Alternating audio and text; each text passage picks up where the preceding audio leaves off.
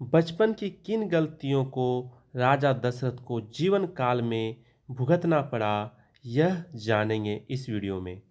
राजा दशरथ एक ऐसे व्यक्ति थे जो भाग्यशाली तो थे ही, क्योंकि उनके पुत्र भगवान श्री राम हुए थे, लेकिन साथ ही अभागे भी, क्योंकि उनके जीवन में अपने पुत्र के साथ रहने का सुख नहीं लिखा था। राजा दशरथ का जन्म महान कुल, जिसे सूर्यवंशी, इक्ष्वाकु व रघुवंश के नाम से जाना जाता है, उसमें हुआ था। उनकी 3 पत्नियां थी व 5 पुत्र पुत्रियां। आज हम राजा दशरथ के जन्म से लेकर मृत्यु तक का वृत्तांत आपको बताएंगे। दशरथ का जन्म नरेश अज के घर में हुआ था। उनके माता पिता का नाम अज व इंदुमती था। बचपन में उनका नाम नेमि था। जी हाँ, राजा दशरथ का बचपन का नाम नेमि था, लेकिन बाद में दशरथ पड़ गया। जानते हैं ऐसा क्यों? क्योंकि दशरथ का अर्थ होता है 10 दिशाओं में रथ। दरअसल दशरथ जब युद्ध करने जाते थे तो वे अपने रथ को सभी अर्थात 10 दिशाओं में लेकर जा सकते थे। वह भयंकर युद्ध कर सकते थे, इसलिए उनका नाम दशरथ पड़ गया। अपने माता पिता की मृत्यु के पश्चात दशरथ कौशल देश के राजा बने, जिसकी राजधानी अयोध्या थी। वे अत्यंत पराक्रमी व शक्तिशाली योद्धा थे, जिन्होंने एक बार देवासुर संग्राम में देवताओं की ओर से भी युद्ध लड़ा था। जब दशरथ राजकुमार थे तब वे शिकार खेलने जाया करते थे। एक दिन जब वे सरयू नदी के किनारे शिकार कर रहे थे, तब वहां पर श्रवण अपने बूढ़े व अंधे माता पिता को तीर्थ यात्रा करवाते समय विश्राम करने रुका था।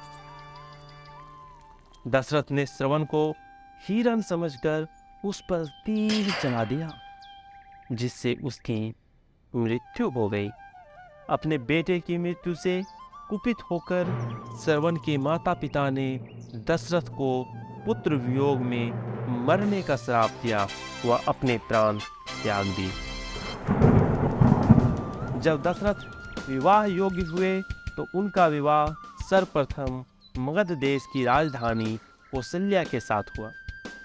उसके बाद उन्होंने 2 और विवाह, जिसमें उनकी दूसरी पत्नी कैकेयी देश की राजकुमारी कैकेयी व तीसरी पत्नी काशी देश की राजकुमारी सुमित्रा थी।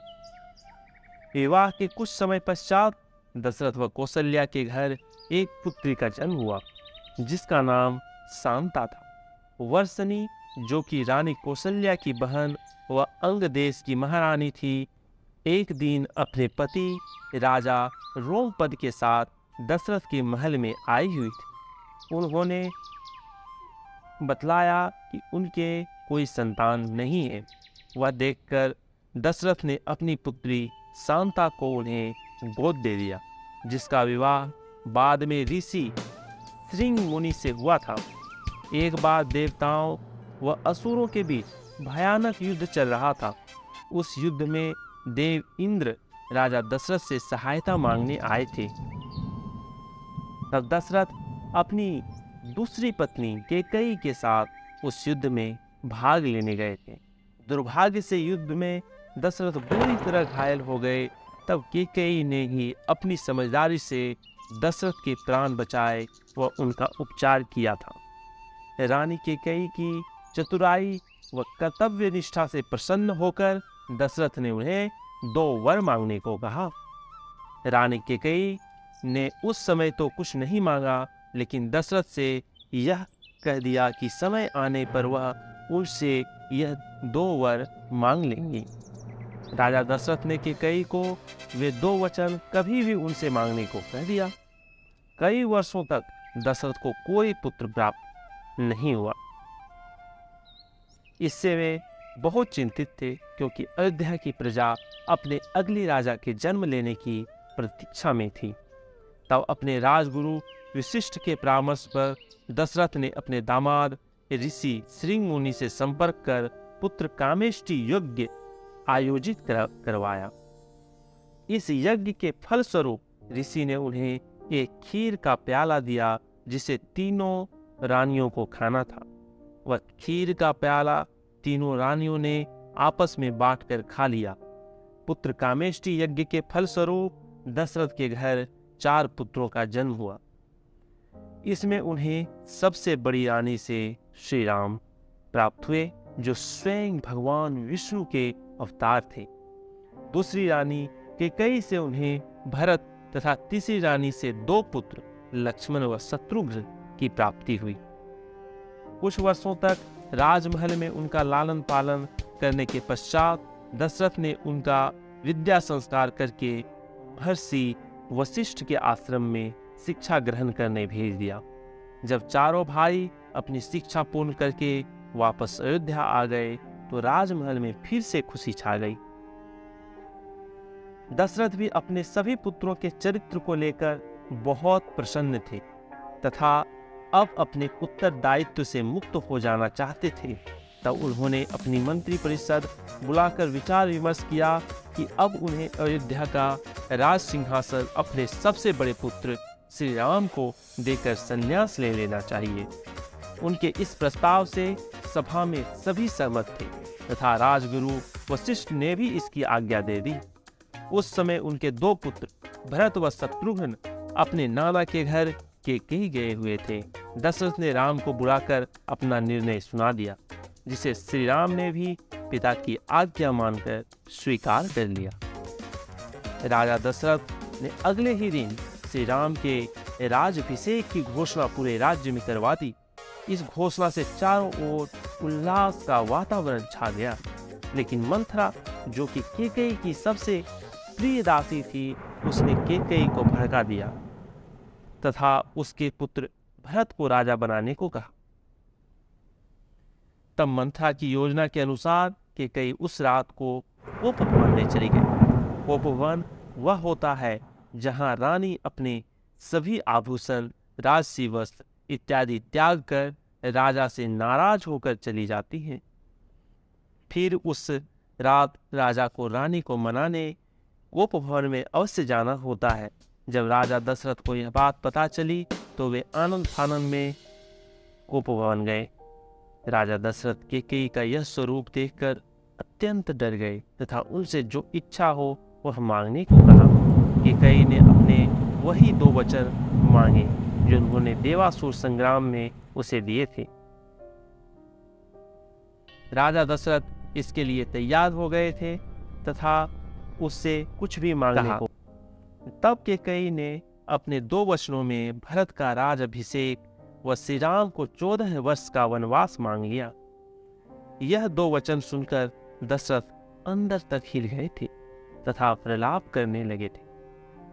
पूरी रात दशरथ कैकेयी के पक्ष में बैठे रोते रहे व उससे अपने यह वचन वापस लेने की याचना करते रहे, किंतु कैकेयी टस से मस नहीं।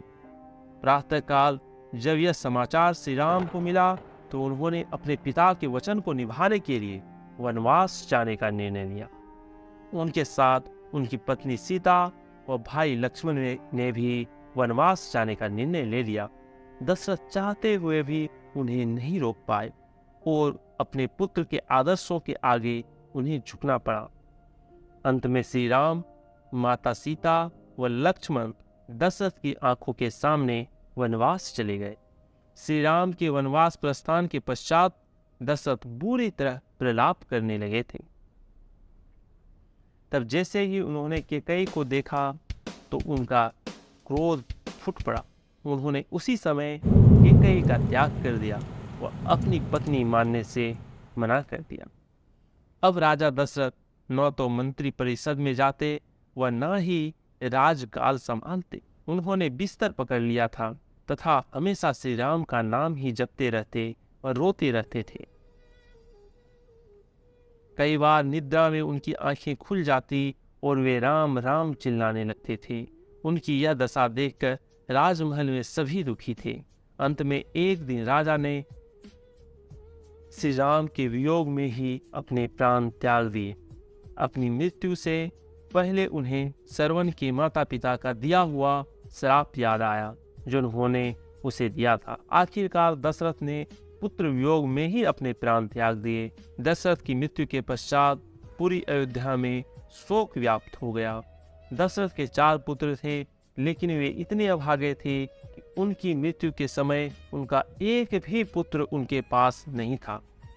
उनके 2 पुत्र 14 वर्ष के वनवास पर थे, तो 2 पुत्र के देश गए हुए थे। ऐसे समय में अयोध्या का शासन राजगुरु महर्षि वशिष्ठ के हाथों में आ गया था। महर्षि वशिष्ठ ने दशरथ के शरीर को औषधि युक्त तेली पदार्थ में सुरक्षित रखने का आदेश दिया। इसके साथ ही उन्होंने कुछ सैनिकों को तुरंत के देश जाकर भरत व शत्रुघ्न को तीव्र गति से अयोध्या लौटने का आदेश दिया। महर्षि वशिष्ठ का आदेश पाकर भरत व शत्रुघ्न तुरंत अयोध्या के लिए निकल पड़े। वापस आकर उन्हें संपूर्ण घटना का ज्ञान हुआ। इसके पश्चात भरत ने अयोध्या का राज सिंहासन ठुकरा दिया व अपनी मां कैकेयी को हमेशा के लिए त्याग कर दिया। उन्होंने विधिवत अपने पिता दशरथ का अंतिम संस्कार किया व श्री राम को वनवास से वापस लेने चित्रकूट के लिए निकल पड़े।